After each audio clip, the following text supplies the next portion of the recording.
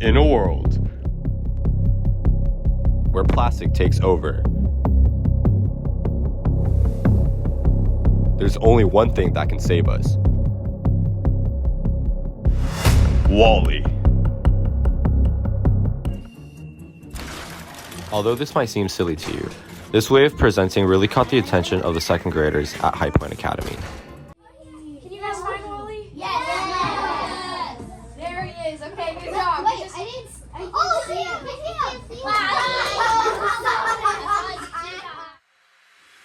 For our Capstone project, we tackled single-use plastic pollution currently plaguing our Earth. Single-use plastic waste is a huge contributor to the global problem of ocean pollution. On average, 63% of debris collected from the ocean is some kind of plastic. The result of this is extremely detrimental to marine life. Animals mistake plastic waste for jellyfish and transparent plankton, causing them to die once they ingest it. The death is painful, and these plastics can take over 400 years to decompose, which means animals will ingest these harmful substances time and time again. Before we start tackling this broad problem, we also wanted to learn about the barriers that's preventing us from tackling it or moving onto a more sustainable practice. In a research report, Wayfick et al. Narrowed down the list of barriers. The lack of knowledge of ways to reduce or resolve plastic pollution, daily habits, price, and convenience. Looking at this list, we decided to focus on the lack of knowledge, since this is a barrier we could tackle directly within our community. Now that we had our specific problem, we began to work on our solution. We decided to build a curriculum to teach students about the harms of single-use plastic and ways to combat it, such as sorting your trash or bioplastics. Talking to a group of our stakeholders, elementary school students, we found certain components we needed to incorporate into our curriculum. We needed to make it engaging, memorable, and most importantly, it had to be fun. Additionally, we had to find a way to make this project sustainable. Being that educating elementary students was our solution, we identified the stakeholders involved. As mentioned earlier, we have the elementary students themselves who gave us great advice on what they would want in an ideal lesson. Afterwards, we talked to Ms. Haynes, the assistant head of school at High Point Academy, and two teachers there to get feedback on our proposed curriculum. At first, we had thought that doing a science experiment with elementary school students to make bioplastic would be fun and beneficial, but after getting feedback from the teachers, they thought that would be dangerous as we would be using heat plates with them. Instead, with their advice, we transitioned to a more fun and engaging presentation. Ms. Haynes and the two teachers, Ms. Dolan and Ms. Matisich, helped us along with the presentation and recommended to us how to get the second graders most involved during the activity. For example, calling on them during the class, asking key questions, and having a fun presentation slides. For the 9th grade curriculum, we talked with both Dr. Herman and Ms. Kaufman, both biology teachers at Prep, about how we could show off our presentation and bioplastic making activity to the 9th graders. Dr. Herman and Ms. Kaufman were excited about the activity, and they gave us feedback on how we could get the 9th graders involved in the activity and how it could be beneficial for them.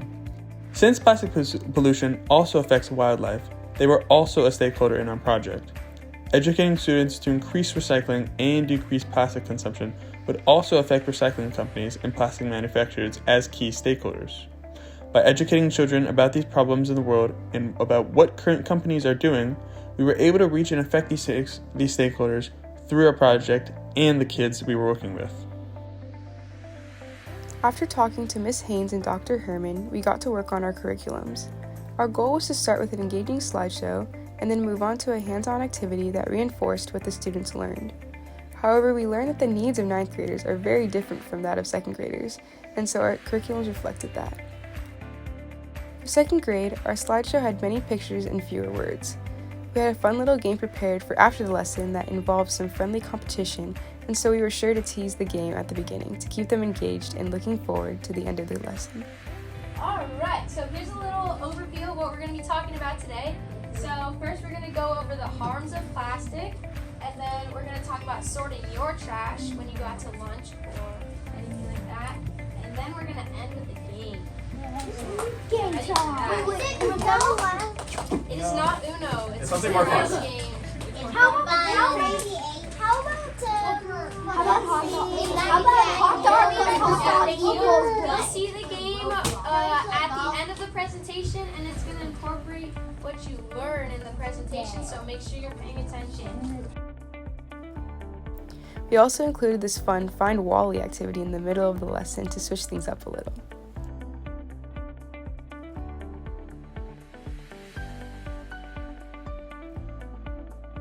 The kids responded very well to our lesson, constantly asking and answering our questions throughout the presentation. They seemed to be grasping the concept of sorting through trash and understood how harmful plastic is to the environment and to marine life. At the end of the presentation, we asked what they learned, and this is how they responded. Does anyone want to say something that they learned? Yeah. I learned about how composting works and waste and recycling. Awesome. Anyone else? Yeah. Actually, so previously I never knew that actually plants and stuff could go in compost. I learned that you can't recycle paper if it has pencil marks or pen. You got it, yeah. At the end, we finally introduced the game.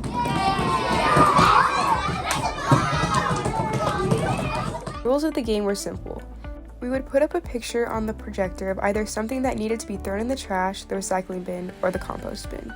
Once they decided which bin the object should go in, with the help of their teammates, they would try to throw the basketball into that correct bin. It is safe to say that the classroom got loud. The room was full of cheering, screaming, and encouragement, and ultimately everyone got a prize, so everyone was happy.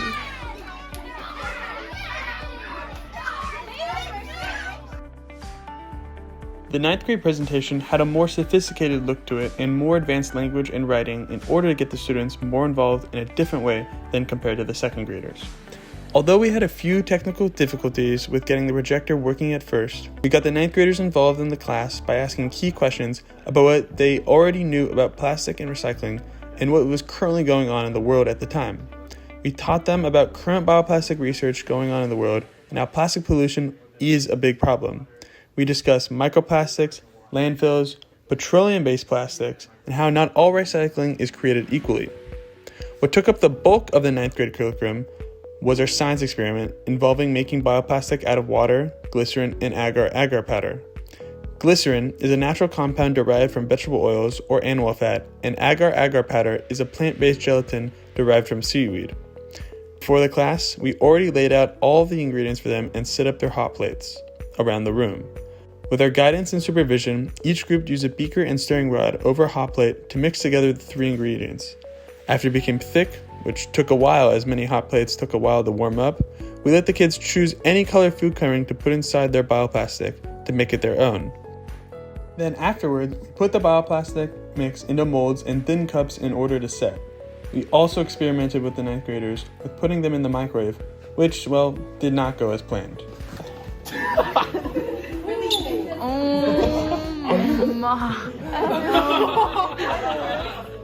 In our experiment, we were able to teach the kids 2 things. First, that making a sustainable bioplastic isn't that hard at all, and that sometimes things in science experiments don't always go to plan. But that's okay. After our experiment, we asked all the students what they had thought about the activity and if they had learned about anything new. Kids said they learned about plastic pollution around the world and in their own state, and how we can better the planet with cool science experiments just like this to create more sustainable and eco-friendly plastic alternatives. Whoa! That looks like a Ziploc, like scrunched up Ziploc. But it's made out of Look out of water. recyclable biomaterial. Oh yeah! Oh, that's so cool. This is gold right here. This is film gold right here. You would stop Let's get more. Oh, okay. It's so cool, right? To ensure our project's sustainability after we graduate, we gave our slideshows, lesson plans, and activity ideas to the teachers at High Point Academy and Prep. Dr. Herman even said he wanted the lesson and lab to be integrated into the 9th grade and maybe even 7th grade curriculum next year, since they currently don't have anything like this being taught. Wally sure would be proud.